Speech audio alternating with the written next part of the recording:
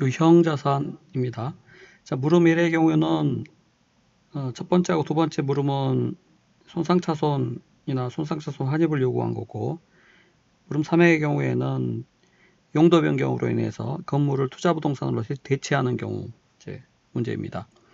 자, 같이 보면, 자, 물음 1하고 물음 2는 서로 독립된 상황이고, 자, 공통자료 나와 있습니다. 건물, 기계장치 취득을 모두 X1년 초에 취득했습니다. 건물 내용연수 5년, 기계장치는 4년, 잔존가치는 다 없어요. 그리고 정액법 생각입니다. 자, 물음 1에 보면 건물은 재평가 모형을, 기계장치는 원가 모형을 적용하죠. 자, 그리고 회계처리 방법, 누계액 제거법이죠. 감가상각 누계액을 전액 제거, 누계액 제거법. 그래서 이 손상차손이나 손상차손 한이 물어봤는데, 이 누계액 제거법이든 비례 수정법이든 기본적으로 이 결과는 달라지지 않습니다. 그래서 실제 이 장부금액 조정 방법이 누계액 제거법이든 비례 수정법이든 계산 결과는 문제에서 요구하는 것들은 대부분 달라지지 않는다는 것이죠. 자, 재평가 잉여금은 이익잉여금으로 대체하지 않는 경우입니다. 그래서 재평가 잉여금을 사용하면서 이익잉여금에 대체를 할 수도 있는데, 여기에서는 재평가 잉여금을 이익잉여금으로 대체하지 않고 나중에 이제 처분할 때 그때 이익잉여금으로 대체를 할 수 있겠죠. 자, 기계장치는 원가 모형입니다. 그래서 X1년 말 건물 기계장치 쭉 내역 나와 있고 X2년 말, X3년 말 자료 나와 있습니다. 자, 첫 번째 물음에 보면 건물과 관련하여 X2년 당기손익에 반영할 손상차손이나 환입액 요구했습니다. 자, 건물과 관련해서죠. 첫 번째는 건물에 대해서 보겠습니다. 자, 그런데 건물은 분명히 재평가 모형을 적용한다고 했기 때문에 재평가 모형으로 접근해 줘야 됩니다. 자, 지금 건물에 관련된 자료는 취득원가가 여기 보면 100만원, 10만원으로 주어져 있죠. 그래서 X1년 초에 취득했기 때문에 취득원가 10만원이에요. 자, 그리고 재평가 모형이지만 재평가 모형을 사용하더라도 기본적으로 감가상각은 하고 그리고 공정가치로 재평가를 하는 거죠.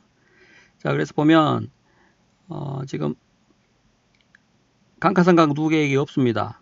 왜냐하면 누계액 제거법을 사용했기 때문에 누계액이 다 제거된 상태겠죠. 그래서 장부금액이 9만원인데 이 9만원은 당연히 재평가된 금액, 공정가치겠죠. 공정가치. 재평가 잉여금 만원입니다. 자, 내역연수가 5년이고 건물은 잔존가치가 없기 때문에 원래 취득원가 10만원을 5년간 정액법으로 잔존가치 없이 상각하니까 매년 감가상각비가 10만원 나누기 5년에서 2만원이겠죠. 그래서 2만원 상각하고 X1년 말 상각 후 장부금액이 8만원입니다. 자, 그런데 재평가 잉여금 만원 계상된 걸로 봐서 공정가치가 9만원이었겠죠. 그래서 차액만큼 만원만큼 재평가 잉여금으로 기타 포괄 이익으로 회계 처리를 했을 겁니다.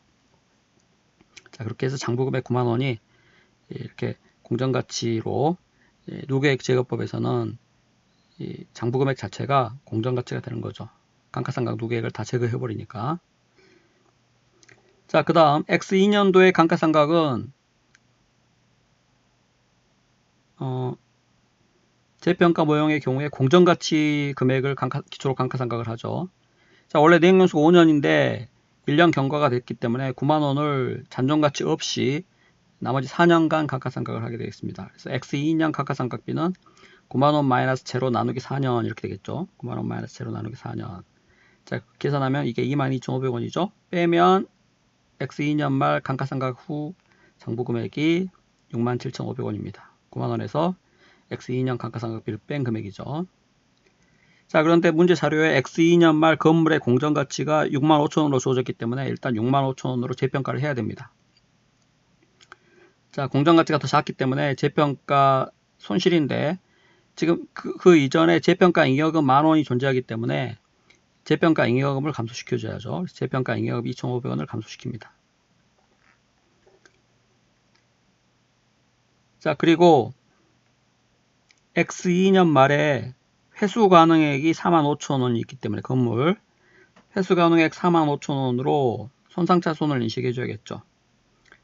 자, 우리 재평가 자산의 손상차손은 재평가 감소액으로 회계 처리해야 됩니다. 그래서 이 65,000원을 45,000원으로 공정가치를 회수 가능액으로 감소시킬 때 이거를 재평가 감소액으로 회계 처리합니다. 그래서 기존의 재평가 잉여금 아까 여기 2,500원 빼고 잔액이 7,500원 존재하죠. 그래서 그 7,500원은 재평가 잉여금을 감소시켜주고 추가적인 금액만 단기손익으로 즉 손상차손으로 인식을 하는 거죠. 12,500원을. 자, 따라서 문제에서 X2년의 단기손익으로 인식할 손상차손은 12,500원입니다. 12,500원. 재평가 자산의 손상차손은 재평가 감소액으로 회계 처리를 하기 때문에 재평가 잉여금 잔액이 존재하면 그 재평가 잉여금 잔액에 해당되는 것만큼은 기타 포괄손익으로 인식하고 그 나머지 차액만 손상차손으로 단기손익을 인식한다는 것이죠. 자, 물음 2번 같은 경우는 괄호 2번 같은 경우는 기계장치와 관련해서 X3년 단기손익으로 반영할 손상차손 및 손상차손 환입 물어봤습니다.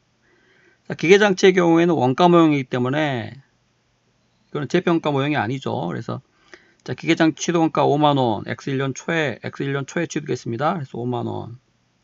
잔존가치 없이 4년간 정액법으로 상각하니까 매년 감가상각비가 5만원 마이너스 제로 나누기 4년 하면은 12,500원이죠. 그래서 X1년 말 감가상각 후 장부금액은 12,500원을 뺀 37,500원이죠. 자, 그렇게 해서 여기 이렇게 감가상각 누계액 장부금액 37,500원 정확히 일치합니다. 자, X2년도에도 계속 12,500원 상각해야 되니까 X2년 말 감가상각 후 장부금액은 25,000원이 되겠죠. 12,500원 똑같이 정액법 상각이니까 25,000원이 상각 후 금액입니다. 자, 원가 모형이기 때문에 상각 후 장부금액 25,000원 하고 자, 그 다음 X2년이죠. X2년 기계장치에 원가 모형이므로 공정가치는 필요 없습니다. 회수가능액 보면은 회수가능액 21,000원이 감가상각한 후 장부금액보다 더 작기 때문에 손상차손 4,000원 인식해줘야 됩니다. 자, 그리고 X3년도 감가상각비는 회수가능액 기초로 해서 상각을 하는 거죠. 그래서 이미 1년, 2년이 경과됐기 때문에 총 내용연수 4년 중에서 2년이 경과한 후 잔존 내용연수가 2년이죠.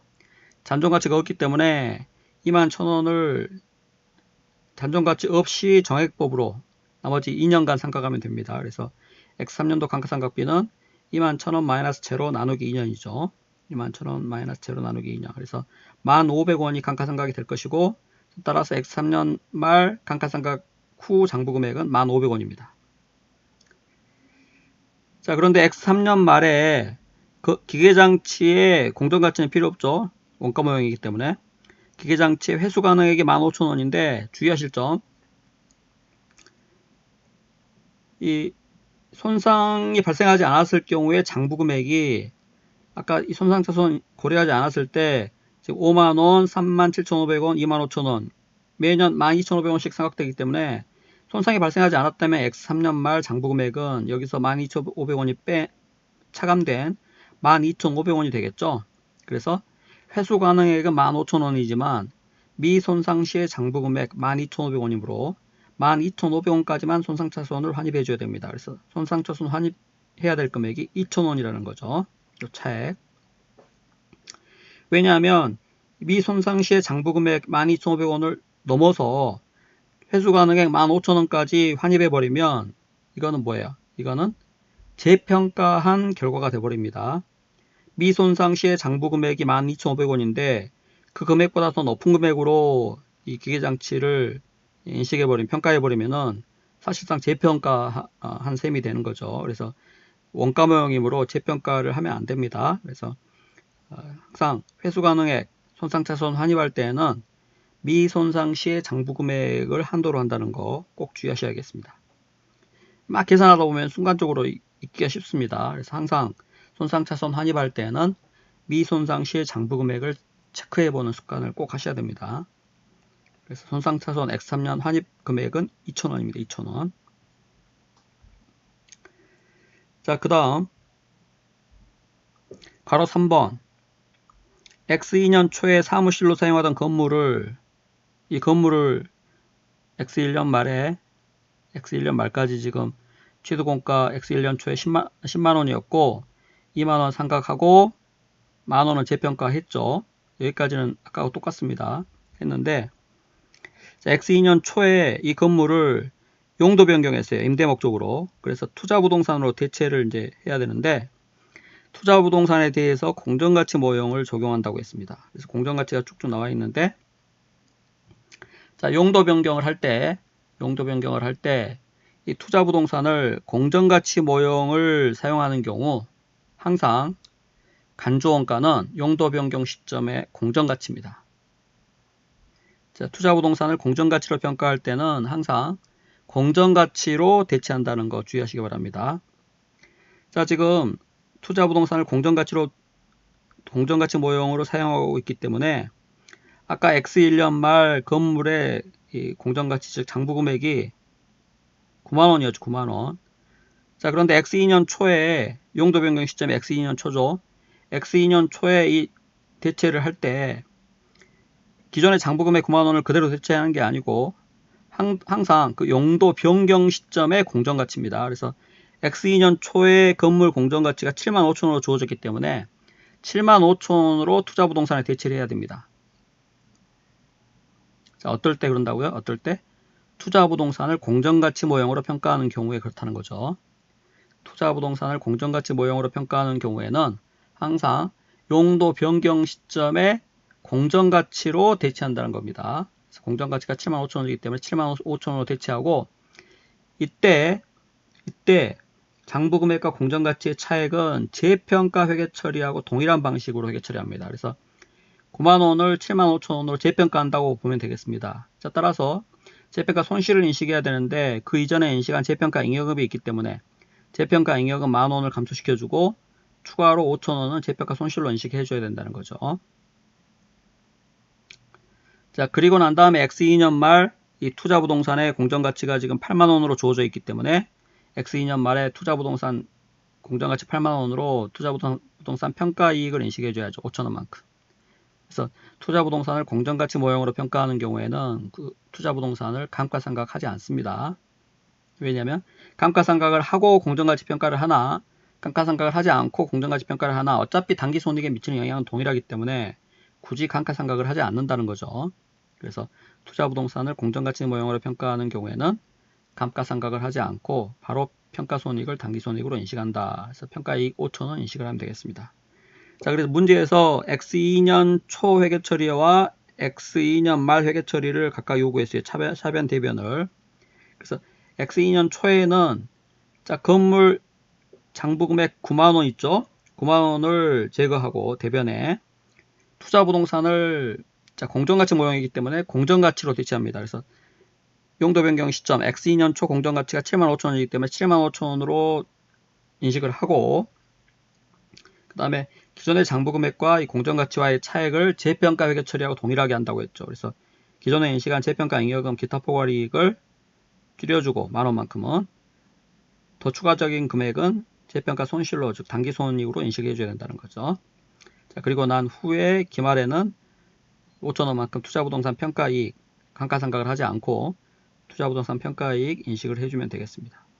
그래서 문제에서는 요거 1번, 2번 요구했으니까 X1년 초, X2년 말이 X2년 초, X2년 말이죠. 그래서 요게 1번, 요게 2번이 되겠습니다. 자, 그러면 만약에 투자부동산을 공정가치 모형으로 평가하지 않고 만약에 투자부동산을 원가 모형으로 평가하는 경우에는 어떻게 대처할 것입니까? 자, 그때는 투자부동산을 원가 모형으로 평가하는 경우에는 기존의 장부금액이 그대로 승계됩니다. 그래서 만약에 투자부동산을 원가 모형으로 평가하는 경우에는 대체전 장부금액 9만원이 그대로 투자부동산으로 9만원 대체됩니다. 그래서 그냥 건물 9만원 대변 차변의 투자부동산 9만원 이렇게 되겠죠. 그래서 투자부동산을 원가 모형으로 평가하는 경우에 대체는 대체전 장부금액이 그대로 대체되고 투자부동산을 공정가치 모형으로 평가하는 경우에 대체는 용도 변경 시점에서의 공정가치로 대체해서 이 공정가치가 간주원가가 된다는 겁니다.